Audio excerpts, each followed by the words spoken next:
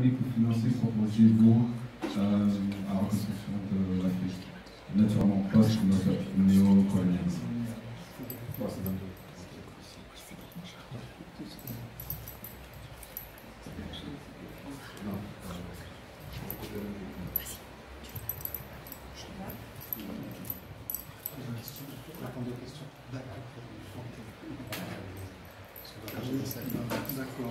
Alors, effectivement, oui, alors,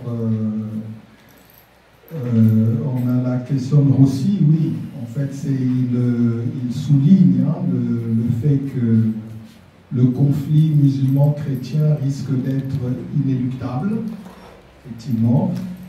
C'est vrai que, objectivement, on a l'impression que ce sera le conflit avec les musulmans et les chrétiens sera inéluctable, mais voilà, justement, nous devons tout faire pour éviter ce conflit.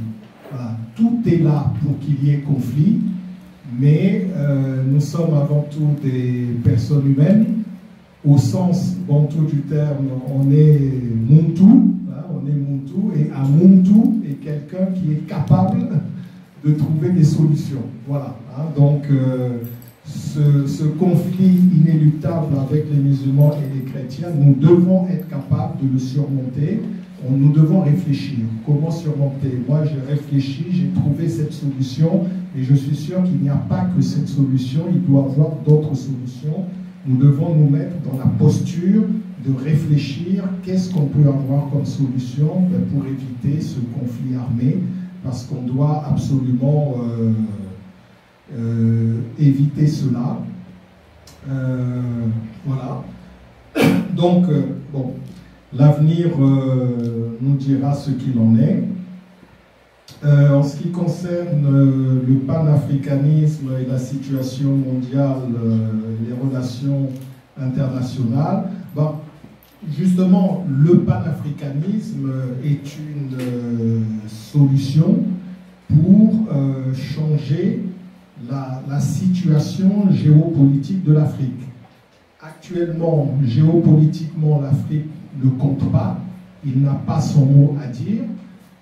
Il est certain que si un jour il y a les États-Unis d'Afrique, grâce à cet État fédéral, qui sera une puissance économique et une puissance militaire, ça changera complètement la géopolitique mondiale. Voilà. Et donc, effectivement, cela entraînera de nouvelles relations internationales. Donc, tant qu'on n'aura pas les États-Unis d'Afrique, les relations internationales pour nous resteront ce qu'elles sont aujourd'hui. Et donc, c'est à cause de ça que nous devons absolument réaliser les États-Unis d'Afrique si nous voulons changer la condition géopolitique de l'Afrique. Et c'est à cause de ça, d'ailleurs, que panafricanisme et renaissance africaine vont de pair, en fait. Sans le panafricanisme, la renaissance africaine ne peut pas aller très loin parce que nos ennemis vont nous massacrer. Voilà. Grâce au panafricanisme, on sera suffisamment puissant pour résister à nos ennemis, mais d'un autre côté, le panafricanisme sans la renaissance africaine, c'est une coquille vide, parce que si vous créez un État fédéral africain, d'accord, mais pour quel type de société? Justement, monsieur parlait tout à l'heure, on doit créer un modèle de société. Or, les panafricanistes ne proposent pas de modèle de société. Le modèle de société, c'est la renaissance africaine qui le propose. Donc, effectivement, les deux vont de pair. Et c'est vrai que pour changer notre condition géopolitique, il nous faut réaliser l'unité africaine. Concernant le leadership, effectivement, il y a des leaderships en Afrique. Alors, on ne doit pas attendre un Jésus africain qui ferait... oui, non, ce serait donc merveilleux, hein, bien sûr, ce serait merveilleux, mais on ne doit pas s'attendre à ça. Tous les pays qui ont avancé dans l'histoire, ça n'a jamais été du fait d'un seul homme. Non, ça a toujours été du fait d'un groupe de personnes, hein, un groupe de personnes qui se sont organisées, quitte à avoir à la tête une personne, d'accord, mais c'est un groupe de personnes. Qu'on regarde l'histoire des États-Unis, des États européens, etc., il n'y a jamais un leader charismatique, etc. C'est voilà. concernant la question du leadership, ce qu'on peut dire aussi, c'est que oui, en Afrique, on a eu des grands leaders tels que Kwame Nkrumah, Thomas Sankara, etc. Et on peut se poser la question, pourquoi ils n'ont pas abouti? Si on prend le seul exemple de Kwame Nkrumah, là, on voit encore que cette question de la bataille des idées, elle est importante. Avec Nkrumah, on avait un super leader, il avait des idées, il avait la volonté, mais sur le terrain des idées, finalement. Est-ce que Kwame Nkrumah n'a pas perdu la bataille parce qu'il a perdu la bataille sur le terrain des idées? Parce que finalement, quel était le projet politique de Kwame Nkrumah? Le communisme.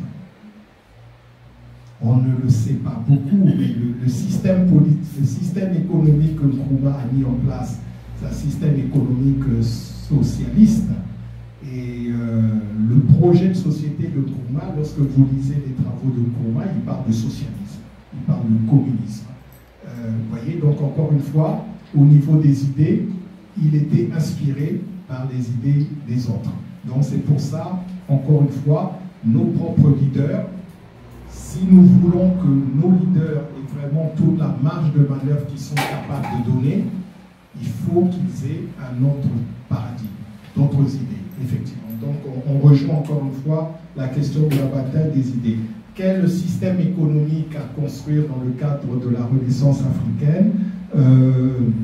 Dans le livre, je parle de cela.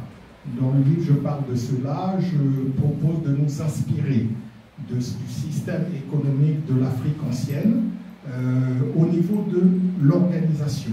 Voilà, hein, simplement au niveau de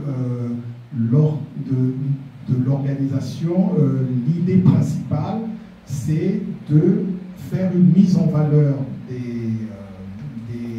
des richesses africaines sous l'angle de la rentabilité interne. C'est-à-dire que ces richesses doivent d'abord être mobilisées pour résoudre les problèmes économiques des populations, pour entraîner la richesse économique interne. En fait, en gros, sur le plan économique, ce que nous devons faire, c'est qu'avant de penser à conquérir les marchés externes, nous devons d'abord penser à conquérir notre marché interne.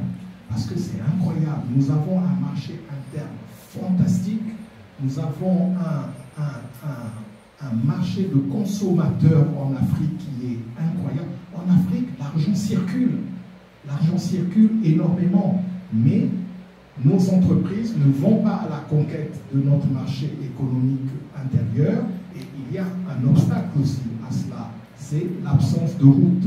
Souvent, dans les villages, malheureusement, nos populations produisent des biens agricoles, et ces biens agricoles pourrissent sur place parce qu'il n'y a pas le moyen de les acheminer vers le marché de la plus grande ville, etc.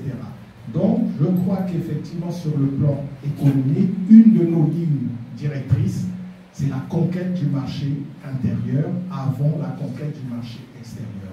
Mais c'est vrai que la question économique est beaucoup plus complexe que ça. Je dis plus dans le livre, mais l'idée principale, c'est ça.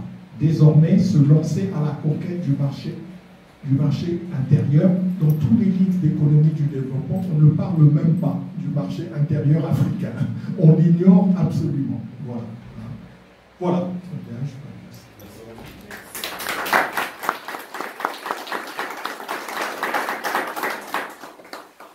Alors, au nom de l'association Tsanda, je tenais encore une fois à vous